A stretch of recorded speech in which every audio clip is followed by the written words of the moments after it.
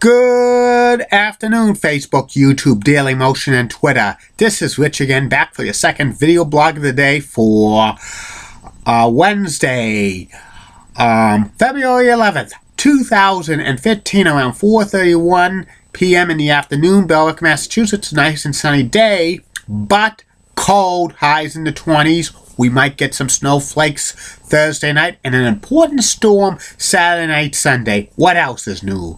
Some news to report, sad news to report in the world of college basketball. Pro Basketball Hall of Fame coach Jerry Tarkanian passed away at the age of 84. He is famous for coaching the UNLV Running Rebels to the national championship men's college basketball in 1990. Prayers to his family. The Winnipeg Jets traded Evander Kane to the Buffalo Sabres for 4 players. The Jets are getting more depth, and they're going to be primed for a playoff run. They're going to make the playoffs as a wild card team, but I don't know if they're going to go far because they don't have a playoff experience, but it's good to have depth.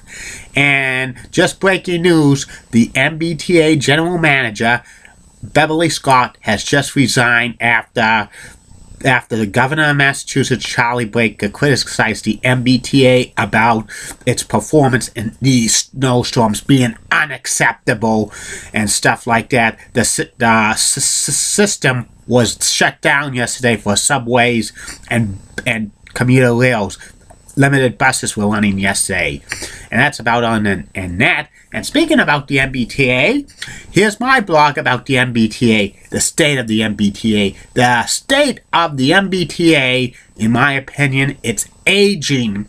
And it's failing a lot because of the infrastructure's outdated. The mbta has been around for 120 years in Boston. And it's aging, the equipment's aging, the train service is aging. Lots of subway cars, especially the red line and the orange line cars, are failing. Plus of so much unbelievable snowstorms we've had in Massachusetts the past couple of weeks, the train service can't keep up with it. The plows on trains can't keep up with it.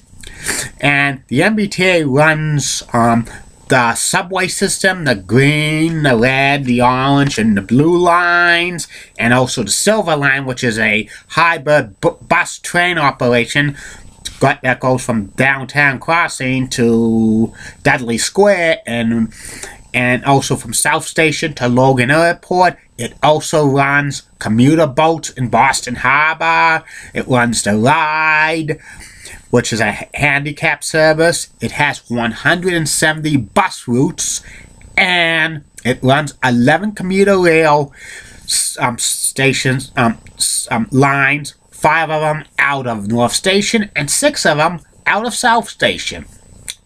The mbta, in my opinion, needs upgrades big time, in my opinion. And it serves so many people a day. So many people use the mbta to go into work, or they might go to college, or they might go out for fun, they might visit family and friends. They use the mbta a lot for sporting events like the Boston Bruins, Boston Celtics, Boston Red Sox, and New England Patriots. And having the system shut down in snowstorms, it creates trouble, because sometimes the mbta might be the only source of transportation for people, because there's a lot of people in Greater Boston who don't have a car or who don't drive. They use the mbta. That's this means of transportation. And having a day to clean up yesterday was awful, unacceptable in my opinion. Unacceptable for them to clean up after a major winter snowstorm. And I have some ideas for the mbta in order for them to have this mess not happen again in the near future when there's a snowstorm. First of all, I think mbta should stop expanding to go to other places until they get all this infrastructure rebuilt and also renovated because they need renovations.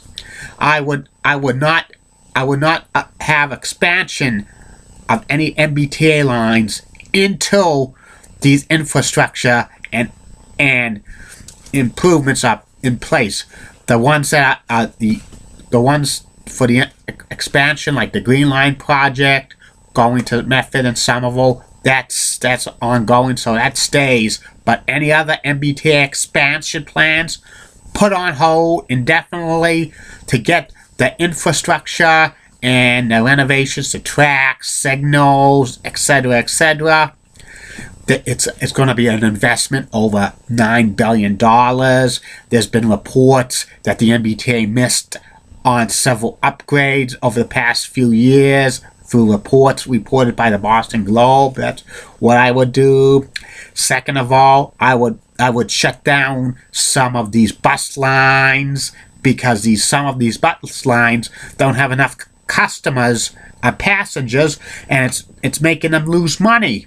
I would shut down some of these bus lines, maybe consolidate some of these bus lines.